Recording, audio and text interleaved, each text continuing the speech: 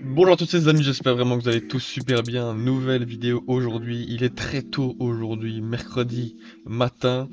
Voilà, j'étais obligé de vous faire cette vidéo débrief parce que voilà, ce match d'hier entre le Aston Villa et le Paris Saint-Germain était quand même assez fou. On a cru au pire pour le PSG, mais finalement ça va, quand même qualification pour le PSG. Mais un grand ouf de soulagement, à mon avis, a été soufflé dans les vestiaires parce que le PSG s'est fait très très peur alors qu'ils étaient dans les meilleures conditions après seulement une petite demi-heure en gagnant 0-2 au Villa Park. Alors évidemment, on va revenir là-dessus tous ensemble, mais quand même, félicitations au PSG quand même, hein, on va pas se mentir, en demi-finale, ça va être quelque chose, j'espère que franchement ils vont être toujours au niveau, mais sur ce match, je pense qu'ils se sont fait un peu peur, on va voir ça ensemble, donc voilà, 3-2 pour Aston Villa, cumul des scores 4 buts à 5, mais comme je vous l'ai dit, le PSG c'était quand même c'était quand même facilité la tâche très rapidement avec un but de Hakimi à la 11e, puis Nuno Mendes à la 27e minute. Donc là, on s'est tous dit à la mi-temps que le PSG normalement était tranquille parce que même si Tielemans avait marqué à la 34e, bon, il y avait 3 buts de retard pour Aston Villa. Normalement, avec le PSG, c'était tranquille sur une mi-temps, ça aurait été très très bizarre, surtout qu'il gérait plutôt bien le match en première mi-temps. Mais puis la deuxième, il y a eu beaucoup de difficultés à garder ce ballon et à gagner les duels. Aston Villa est rentré comme en première mi-temps avec beaucoup d'attention, beaucoup d'envie. Sauf que là, ils ne se sont pas fait avoir en contre comme il s'est passé en première mi-temps. Donc il y a eu des buts de McGinn à la 55e, puis Konsa sur un superbe travail de Marcus Rashford d'ailleurs à la 57e. Mais c'est vrai que je pense que le PSG s'est fait très peur, surtout lors du troisième but. Euh, parce que finalement les stats elles sont plus en faveur de Aston Villa, comme on voit, 2 chances de but à 1,69, nombre de tirs 17, tirs cadrés 9, comparé à 7 pour le PSG.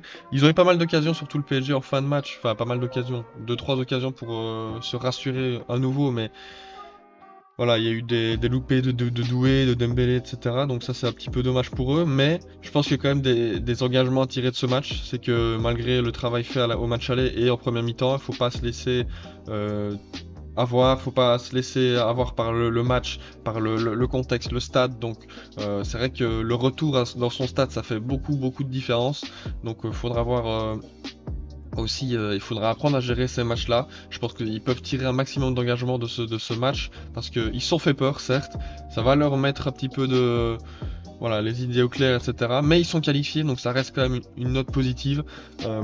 Surtout qu'en première mi-temps, ils ont quand même plutôt bien géré le ballon, etc. C'était attendu comme ça, et ils ont vraiment très bien joué sur les transitions rapides qu'il fallait très bien gérer parce que Aston Villa, c'était sûr qu'ils allaient pousser. On n'était pas loin de mon pronostic, j'avais mis un 2-2, mais c'est vrai que euh, voilà, Aston Villa a marqué un petit troisième. Le PSG aurait pu en marquer un troisième, mais bon, voilà, c'est comme ça arrive, on se trompe. C'est pas très grave non plus parce que, étant donné que le résultat elle-même, parce que le PSG est qualifié, mais c'est vrai qu'en première mi-temps, le PSG était quand même plutôt tranquille. On va pas se mentir, là on voit 0,80 chance de but à 0,23, 3 tirs pour 3 cadrés, une grande chance, voilà, possession 67%, passe réussie 320, c'était quand même assez tranquille, malgré le fait que par moment il y a eu peut-être une quinzaine de minutes où Aston Villa a réussi à faire douter cette équipe, même en première mi-temps, mais c'est vrai que lors de la deuxième, là c'était autre chose. C'était autre chose, la deuxième, seulement la deuxième. C'est vrai que voilà, comme on voit, 1,83 chances de but à 0,89 et pourtant la possession est restée la même. C'est juste que Aston Villa a mieux géré ses coups avec le ballon et parce que bah, tout simplement le PSG était un peu plus dans le doute, un peu plus dans le mal, un peu plus sous pression, il y a eu des petites erreurs, etc. Et sans un grand Donnarumma hier, je pense que le PSG aurait pu être éliminé parce que oui, Donnarumma il a été très bon, très bon. Pourtant, on voit qu'il a une note de seulement 6,8 selon Ourscore. J'ai pas regardé selon FODMOB. Faudrait peut-être regarder, tiens, comme ils mettent des notes aussi. 6,5, c'est quand même assez étonnant parce que en deuxième mi-temps, il les sauve quand même. Hein. Je sais pas pourquoi est-ce qu'il a une note aussi basse, étant donné qu'il les sauve à plusieurs reprises. Sur la tête de Tielemans, il est là, et après sur le face-à-face avec Asensio, il est là également. Donc ouais, quand même, c'est assez bizarre. Euh, Maintenant, le reste des notes, ça me semble assez... Ouais, ça me semble, ouais, c'est pas mal. Évidemment, Hakimi et Mendes, ils ont une haute note parce que bah, ils ont marqué un but chacun. Dembélé, il a fait un assist, donc il a une bonne note. Kvara, c'est un peu dur, sa note, même si c'est vrai que c'était pas son meilleur match. Vitinha, C'est vrai qu'il a fait quelques erreurs aussi. Pacho et Marquinhos, ouais, c'est un peu sévère quand même. C'est un peu sévère parce que, bon, voilà, quand même, certes, ils ont perdu, mais c'est pas non plus, voilà. Celui qui peuvent remercier, c'est surtout Donnarumma. Donc, voilà, ça peut arriver aussi des matchs, des mi-temps sans, des moments d'absence, ça peut arriver. Et c'est pour ça qu'il faut savoir compter sur son gardien. Il n'a pas été là lors de match aller face à Liverpool, mais depuis, il est au rendez-vous Donnarumma. Donc, ça doit faire plaisir à tous les supporters du PSG. Et côté Aston Villa, bah forcément, c'était plus compliqué. Surtout au milieu de terrain, Unai Emery a tenté quelque chose. Avec 4 milieux de terrain de métier, McGinn, Onana, Camara et Tielemans, voilà, qui est juste là. Donc il a tenté de peut-être de fermer cet axe du PSG et apporter plus de monde, plus de physique, donc pour être peut-être en supériorité, mais ça n'a pas trop fonctionné parce que bah voilà, comme je vous l'ai dit en première mi-temps, le PSG a marqué 2 buts assez facilement en contre, donc voilà, ça n'a pas trop fonctionné ce rideau de milieu.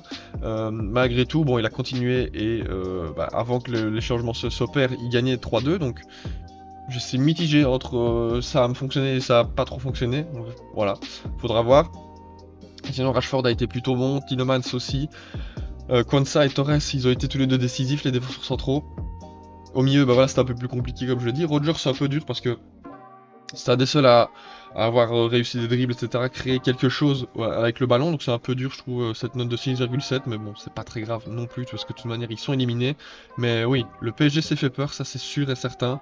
Je pense qu'il y avait quand même des duels à pas perdre. Ils ont quand même pas mal perdu de duels, surtout en deuxième, comme on voit, duel aérien gagné, ils sont plus en 11 contre 10. Je sais pas, je sais pas si on peut voir les duels au sol, mais à mon avis, comme on voit, à mon avis, c'est surtout en deuxième ils ont gagné beaucoup de duels. Ça surtout, ouais, en deuxième, si on regarde pas, si on regarde que la deuxième, 7-6, ouais. Et si on regarde ici, 6-5, ouais. Bon, c'est pas non plus le plus représentatif, mais voilà, ils étaient quand même plutôt pas mal. Malgré le fait qu'ils n'aient pas la possession, on a vu, ils ont plus de tirs. Les rentrants aussi ont fait du bien, surtout Madsen. Sans le gros sauvetage de Pacho, Madsen aurait inscrit le but qui aurait prolongé cette rencontre. Donc là aussi, Pacho, c'est pas son meilleur match sous le maillot de Paris Saint-Germain, mais il a fait un match satisfaisant et il a eu le bon geste au bon moment à la toute dernière minute de jeu. Le seul rentrant, c'était Doué. Il a pas fait un match extraordinaire non plus, il a pas fait une entrée magnifique, mais bon, il a eu le mérite d'être là. Il a quand même eu une belle occasion, lancé en profondeur. Malheureusement, sa avant-dernière touche avant de tirer, elle est un peu trop longue, donc ça permet à Martinez de posséder du ballon. Mais voilà, c'était quand même plus compliqué. En tout cas, il y avait moins de confiance, il y avait moins de sérénité du côté du PSG, forcément, parce que bah, tu te prends 3 buts, surtout 2 buts en 2 minutes. Là, tu te dis que waouh, il peut se passer quelque chose. Heureusement, ils ont réussi à résister. Après ça, il y a quand même eu moins d'occasions, même s'il y en a eu, comme je vous l'ai dit, celle de Tielemans, celle de Asensio et celle de Madsen. Donc il y a eu quand même eu trois grosses occasions où il a fallu un geste défensif de classe quasiment mondiale. Donc c'était quand même compliqué, même si, bon, là à partir, je dirais, la 60e, etc., c'était un peu plus compliqué pour Aston Villa d'apporter un danger permanent, c'était plus par petites vagues, et les vagues elles étaient quand même très dangereuses, donc attention pour le PSG, parce que le prochain adversaire c'est soit Arsenal, soit le Real de Madrid. Normalement, à moins d'un miracle, comme je vous l'ai dit, c'est normalement le Arsenal qui devrait se qualifier en demi-finale. Mais bon, avec les normalement, faut quand même gaffe parce que il y a aussi Dortmund, qui a failli nous faire une des remontadas les plus historiques. Bon, franchement, je me suis dit, c'est pas possible, ils vont pas quand même le faire parce qu'à un moment donné, c'était 3-0, il y a eu un but annulé pour hors-jeu, donc 2-0, puis un but pour le Barça dans la foulée. Mais c'était chaud côté de Dortmund aussi. Ça, c'était quand même un match que j'ai pas pu suivre évidemment en direct parce que je regardais PSG Aston Villa. Mais quand on voit les stats, les amis, c'est assez extraordinaire. Regardez un peu ça. But attendu pour Dortmund, 3,81. 18 tirs, 11 cadrés, grande chance 5. Comparé au Barça, 7 tirs, 2 cadrés, 0 grande chance. C'est même pas un seul joueur qui a marqué, c'est contre son camp de Benzemaini. Donc, ils ont eu très chaud aussi le Barça. Heureusement, ils n'ont pas été jusqu'au la limite de 1 but à encaisser pour les 3 prolongations. Donc voilà, mais quand même, franchement ça montre à quel point le retour chez soi, il fait des très grosses différences. Il faudra vraiment être très attentif à ça pour justement les demi-finales parce que ça peut jouer un grand, voilà, ça peut être un gros détail à pas négliger pour les équipes. Donc voilà, forcément ils sont fait peur. Si on revient sur ce match PSG Aston Villa, attendez, j'ai cliqué 2 fois. Aston Villa PSG, ouais c'était chaud. Maintenant ils vont devoir affronter soit le Real, soit le Barça comme je l'ai dit.